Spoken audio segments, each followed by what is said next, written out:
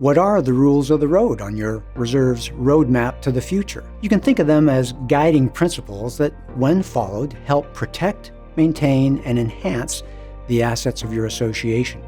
And that includes maximizing home values. But how do you follow the guiding principles when many of the owners only care about keeping the monthly assessments low? And what actually is this roadmap that we're talking about?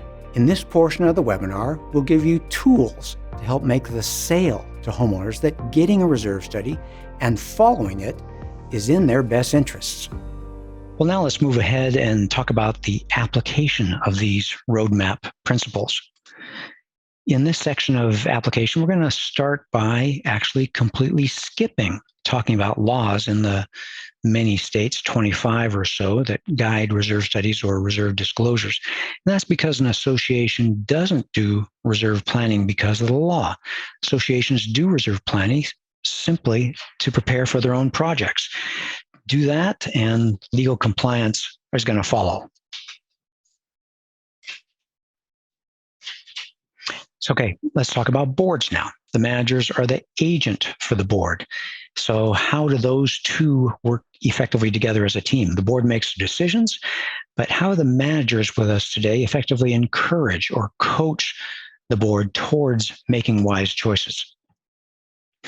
Yeah, on this webinar, we all likely know the theory that boards are responsible to run the association successfully, responsibly, and in a financially sustainable manner.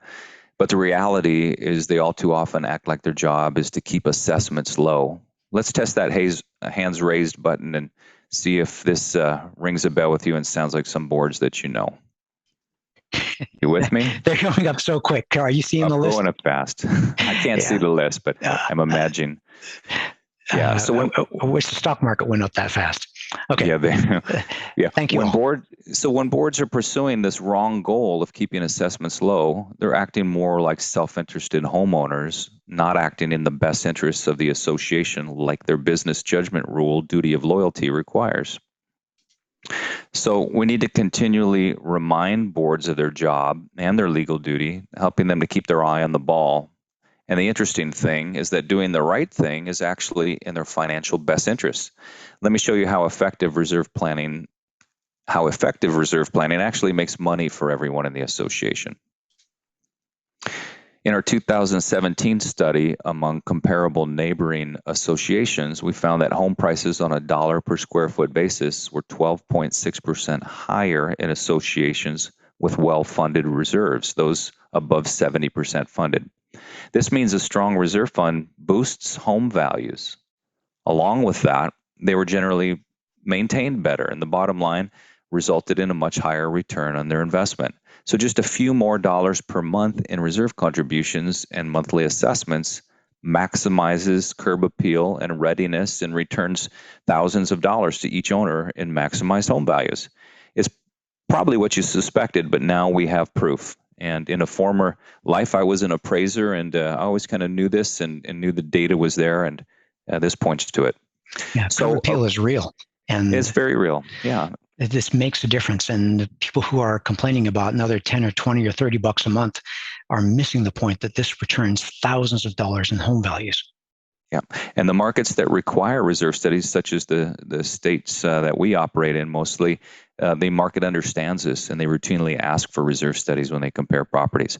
Yep. So a roadmap for success starts with the strategy of focusing on a simple message of responsibly budgeting so reserves offset ongoing deterioration. Again, not for the future or a rainy day.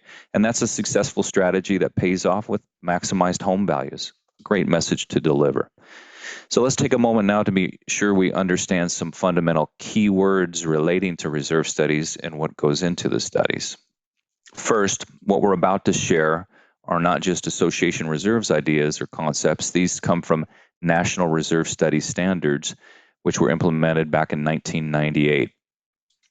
Make sure your boards understand there are 3 types of reserve studies: a full reserve study, and then 2 different update products, a with site visit update or a no site visit update. Pretty simple. A full reserve study needs to be typically only done once, And that's at the beginning point where everything is quantified, governing documents are reviewed, and a lot more time involved in those. The vast majority of reserve studies performed in the U.S. then are the less expensive with site and no site visit updates. Most with site visit updates are done every few years, influenced in some places by state laws.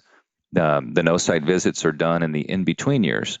Remember, update products are much less expensive than that first full reserve study engagement, so you just need to get started. At Association Reserves, we make the present less stressful and the future more secure. If you want to join us in this mission, please like this video and subscribe to our channel.